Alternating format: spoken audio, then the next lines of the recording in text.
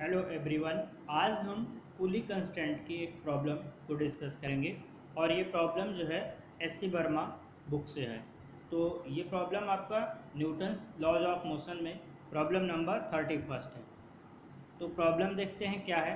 Problem में आपको कह रहा है कि consider the situation shown in figure, both the pulleys and the strings are light and all the surfaces are frictionless. Part A में कह रहा है find the acceleration of mass M. B में कह रहा है find the tension in the string. And part C आपका कह रहा है calculate the force exerted by the clamp on the pulley A in the figure. Clear है। तो प्रॉब्लम में आपको एक डायग्राम दिया गया है और उस डायग्राम में दो ब्लॉक हैं, एक 2m मास का है और एक m मास का है। दो पुलीज हैं ए और बी। तो आपसे पार्ट ए में कह रहा है कि जो मास है m उसका एक्सीलरेशन बताइए। पार्ट बी में कह रहा है स्ट्रिंग में जो टेंशन है वो बताइए। पार्ट सी में कह रहा है कि आप क्लैंप द्वारा पुली ए पर जो फोर्स लगाया गया है वो कैलकुलेट कीजिए। ठीक है। तो ये कंस्टेंट में थोड़ी सी प्रॉब्लम होती है लोगों को, तो आइए आज इसको हम एक आसान तरीके से करेंगे। ठीक है। तो आगे मूव करते हैं। देखिए डायग्राम हम फिर से बना लेते हैं। सबसे पहले तो हमको एक कांस्टेंट इक्वेशन बनानी होगी। ठीक है। सबसे पहले हमें कांस्टेंट इक्वेशन बनानी होगी और डायग्राम देखते हैं। हमारा डायग्राम क्या है।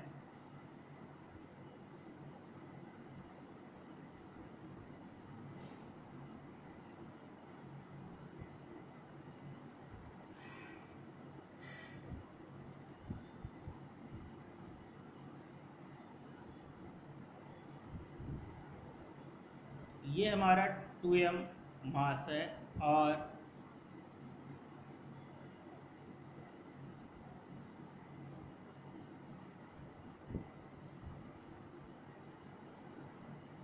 ये हमारा m मास है। ठीक है। अब यहाँ से देखिए हमें कांस्टेंट इक्वेशन सबसे पहले फर्स्ट हमारा जो वर्क है वो है हमें कांस्टेंट इक्वेशन फाइंड आउट करना। क्लियर है। तो कांस्टेंट इक्वेशन होता क्या है, इन दोनों ब्लॉक के एक्सीलरेशन में हमको एक रिलेशन फाइंड आउट करना है। देखिए अब हम हल्का सा कुछ एक आसान तरीके से जो है प्रोसीड करेंगे। ठीक है। ताकि आप लोगों को समझने में प्रॉब्लम ना हो। देखिए हम मान लेते हैं कि ये वाला ब्लॉक m मास जो है वो नीचे आपका मूव किया है। ठीक है। और जितने अमाउंट से ये डाउनवर्ड मूव किया है उसको हम एक्स एम लिखते हैं। अब यहाँ से फिर हम ये कंसिडर करते हैं। देखिए ये वाला ब्लॉक अगर ये कैपिटल एम मास का ब्लॉक आपका डाउनवर्ड आ रहा है तो ये 2m मास आपका किधर जाएगा, राइट। अच्छा ये जितना राइट में मूव करेगा उतना ही ये डायरेक्ट पुली से अटैच है, तो आपकी जो पुली बी है बी पुली भी उतना ही मूव करेगी। ठीक है। तो पुली बी हमने मान लिया ये यहाँ से लेके यहाँ तक कितना मूव की, ये एक्सपी अमाउंट से राइटवर्ड मूव किया। पुली कितना मूव किया, एक्सपी मूव किया। अब देखिए इस पुली को यहाँ एक्सपी मूव करने के लिए कितना जो है अमाउंट ऑफ स्ट्रिंग चाहिए, कितनी स्ट्रिंग इसको चाहिए। देखिए एक्सपी डाउनवर्ड और एक्सपी लेंथ की स्ट्रिंग आपका अपवर्ड, तो टोटल कितना लेंथ स्ट्रिंग ये रिलीज करेगा। पुली जब आपका एक्सपी अमाउंट से राइटवर्ड मूव करेगा तो टोटल स्ट्रिंग ये जितना रिलीज करेगा वो कितना हो जाएगा, 2xp। अब जितनी स्ट्रिंग ये रिलीज करेगा 2xp अमाउंट की, उतना ही m मास का जो ब्लॉक है वो डाउनवर्ड तुरंत मूव करेगा, क्योंकि हमको स्ट्रिंग की टाइटनेस मेंटेन करनी है। क्लियर। तो यहाँ से इन दोनों के मूवमेंट से हमें क्या पता चला कि 2xp किसके इक्वल होगा, xm के इक्वल होगा। क्लियर है। अब यहाँ से देखिए 2xp जितना ये पुली पुली भी जितना मूव करेगी, इस पुली से डायरेक्ट अटैच है 2m मास का ब्लॉक, तो ये ब्लॉक भी उतने ही अमाउंट से मूव करेगा। ठीक है। तो अगर हम इस ब्लॉक का मूवमेंट यहाँ दिखा रहे हैं, मान लीजिए मूव करके आगे यहाँ पे आ गया है, ये यहाँ प्रोसीड कर गया है। ठीक है। और इसको हम कितना x2m लिख दे रहे हैं, तो हम xp को x2m से सब्स्टिट्यूट कर सकते हैं। तो that is 2x2m equals to xm। ये हमें कंस्टेंट इक्वेशन मिल गई है। अब हम इसको क्या करेंगे, डिफ्रेंशिएट कर लेंगे 2 टाइम्स, तो हमको एक्सीलरेशन मिल जाएगा। क्लियर है? जो 2 टाइम्स डिफ्रेंशिएट करने के बाद इन दोनों के एक्सीलरेशन में जो रिलेशन आएगा that will be 2a/m equals to am। यहाँ से हमको ये क्लियर पता चल रहा है कि m मास का जो ब्लॉक है उसका एक्सीलरेशन 2m मास का जो ब्लॉक है उसके एक्सीलरेशन का 2 टाइम्स है। क्लियर? अब हम जब इक्वेशंस ऑफ मोशन लिखेंगे दोनों ब्लॉक के लिए तो ये रिलेशन यूज करेंगे। ठीक है, इसको हम कुछ भी लिख सकते हैं, क्वेश्चन नंबर 1 लिख दे रहे हैं। नेक्स्ट पेज पे हम किसी एक ब्लॉक की एफबीडी बनाते हैं और फिर आगे मूव करेंगे। किसकी एफबीडी बनाना है हमको, हम एम मास की एफबीडी बना लेते हैं। ठीक है, तो यहाँ से देखिए FBD of mass capital M. तो यहाँ पे देखिए इस पे कितने फोर्सेस थे वो हमको शो करना है। इसका मास कैपिटल एम था, तो दैट इज वेट इसका कहाँ डाउनवर्ड काम करेगा और एक टेंशन टी अपवर्ड काम करेगी। ठीक है, इस डायग्राम में देखिए यहाँ से ये रस्सी जहाँ तक स्ट्रिंग सेम होगी वहाँ तक टेंशन सेम होगा, तो टी टेंशन हमारा कहाँ तक होगा। ठीक है, यहाँ पे टी और यहाँ पे टी और यहाँ पे टी टेंशन होगा। इस वाले पार्ट में हमारा टेंशन अलग हो जाएगा। ठीक है, क्योंकि ये स्ट्रिंग आपकी चेंज हो गई है, तो उसको नेक्स्ट जब आएगा तब हम उसको कैलकुलेट कर लेंगे। ठीक है, यहाँ से देखिए ये हम कितना एक्सीलरेशन इसका माने, हमने ये माना है कि ये ए एम एक्सीलरेशन से डाउनवर्ड मूव कर रहा है। तो इसका जब इक्वेशन हम मोशन की लिखेंगे तो हमें net force downward M G minus T और ये किसके इक्वल होना चाहिए, मास इनटू एक्सीलरेशन के, that is M A M. Clear है? इसको हमने इक्वेशन नंबर 2 लिखा। अब हम एफबीडी बना लेते हैं। मास 2m मास के एफबीडी बना लेते हैं। देखिए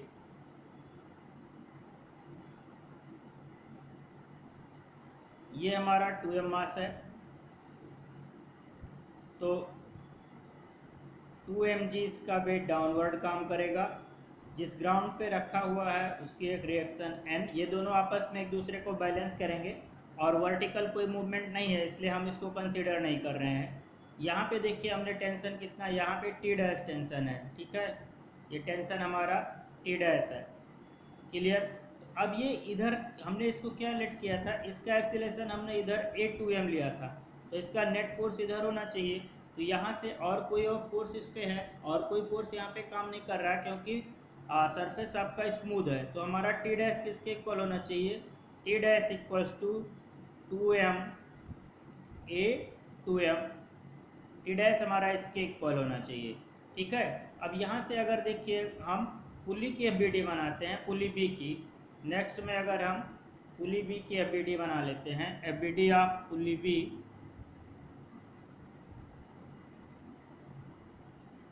एफबीडी ऑफ पुली बी, तो वी जो पुली है यहाँ से देखिए यहाँ पे इसके पास 2 टेंशन है, एक टी और इधर इसके पास कितना टेंशन है, टी डैश। ठीक है, अब पुली मासलेस है तो मासलेस होने की वजह से हमारा टी डैश इक्वल्स टू कितना हो जाएगा, 2t। ठीक है, अब हम टी डैश की वैल्यू यहाँ पे सब्स्टिट्यूट कर देंगे। प्रीवियस जो हमारा T dash equals to 2m/2 आया है क्वेश्चन नंबर 3 में। ठीक है, इसे क्वेश्चन नंबर 3 लिख रहे हैं तो इसी में हम टी डैश की वैल्यू सब्स्टिट्यूट कर देंगे। तो यहाँ से फ्रॉम इक्वेशन 3 हमें क्या मिला है, T dash equals to 2m a2m, और यहाँ से टी डैश हमारा हो जाएगा 2t equals to 2m a2m। Clear? अब चाहें तो हम 2 से 2 कैंसिल कर देंगे, t की वैल्यू हमें मिल जाएगी t equals to m a2m। Clear? इस t की वैल्यू अब हम सब्स्टिट्यूट कर सकते हैं। देखिए कहाँ पे सब्स्टिट्यूट कर दें, इक्वेशन नंबर 2 में इस t की वैल्यू अगर हम सब्स्टिट्यूट कर देंगे तब हमको am मिल जाएगा। क्लियर है? तो t की वैल्यू सब्स्टिट्यूट करते हैं और फिर देखते हैं हमें क्या मिल रहा है। ठीक है, तो फ्रॉम या substituting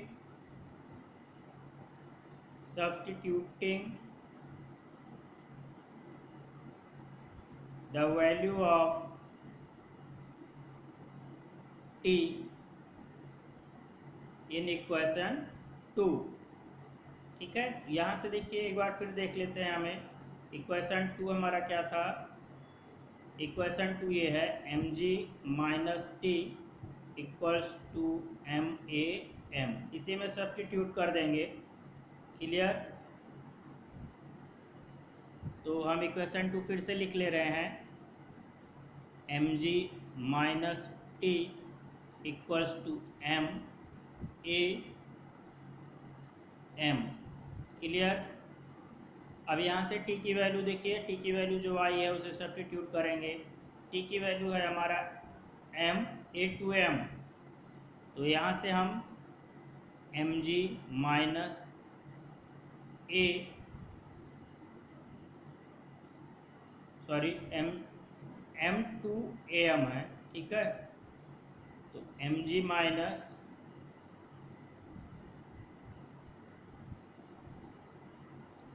m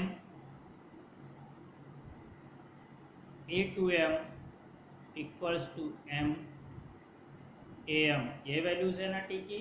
हाँ, t equals to m a two m। Clear? तो ये वैल्यू हमने सब्स्टिट्यूट कर लिया। अब यहाँ से देखिए a m इक्वल्स टू हमारा कितना था? a m equals to 2a 2m। ये हम पहले से कांस्टेंट इक्वेशन से देख चुके हैं। तो चाहे तो हम am की वैल्यू सब्स्टिट्यूट कर दें या a टू m की वैल्यू। तो am की वैल्यू सब्स्टिट्यूट कर देंगे। तो am का अगर हम यहाँ सब्स्टिट्यूट करते हैं तो हमारा mg minus m a two m equals to m। am की वैल्यू हो जाएगा हमारा 2 a टू m। यहाँ से हम ट्रांसफ़र कर लेते हैं, तो mg इक्वल्स टू ये आपका 2m a टू m हो जाएगा, और ये आपका m a टू m इधर है, तो ये हो जाएगा 3m a two m। m will be cancel out, हमें a टू m मिल गया। a two m equals to कितना हुआ? g/3 metre per second square. Clear? अब हमको बताना क्या था? हमसे पूछा गया था am, तो हम देखिए ऊपर हमारा am इक्वल्स टू कितना है? am equals to 2 a two m, that is am equals to 2g/3 metre per second square. तो ये हमारा पार्ट ए कंप्लीट हुआ। पार्ट ए में हमसे am पूछा था, मतलब m मास का जो एक्सीलरेशन है वो हमसे पूछा था कि कितना होगा। तो m मास का जो एक्सीलरेशन है वो कितना आया हमारा? 2g/3 metre per second square. Clear हुआ? अब पार्ट बी कैलकुलेट करते हैं। देखिए पार्ट बी में हमसे क्या पूछा था? पार्ट बी देख लेते हैं एक बार क्या पूछा है। देखिए पार्ट बी में कह रहा है find the tension in the string. तो स्ट्रिंग में हमको टेंशन फाइंड आउट करना है। ठीक है, तो इक्वेशन नंबर 2 में am की वैल्यू सब्स्टिट्यूट कर देंगे, मिल जाएगा। ठीक, तो इक्वेशन नंबर 2 हमारा क्या है उसी में? ठीक है, इक्वेशन नंबर 2 है mg minus T equals to m a two m। इसी में हमें सब्स्टिट्यूट करना है। तो पार्ट बी करते हैं। पार्ट बी में हम क्या करेंगे? Substitute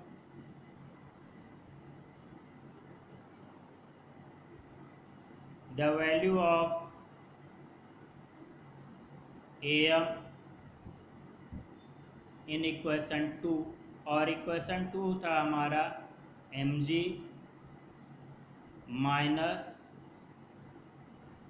T equals to m a m। तो यहाँ से आ जाएगा आपका mg minus T equals to m। am हमारा कितना है? 2g/3। यहाँ से देखिए t इक्वल्स टू कितना हो जाएगा? t इधर लेके जाते हैं, ये हो जाएगा mg माइनस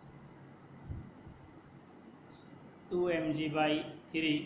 तो यहाँ से हमारा हो जाएगा 3mg minus 2mg/3, that is t equals two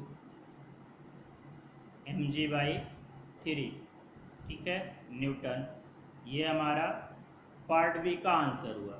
part C में कह रहा था कि क्लैंप द्वारा जो है, क्लैंप कितना फोर्स एक्सर्ट करेगा पुली ए पे, ठीक है। तो पार्ट सी करते हैं, देखिए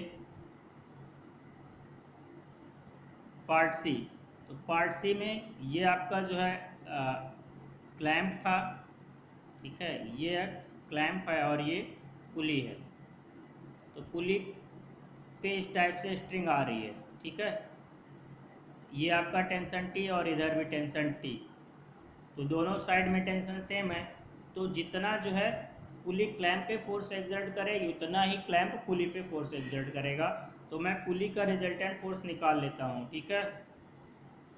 रिजल्टेंट फोर्स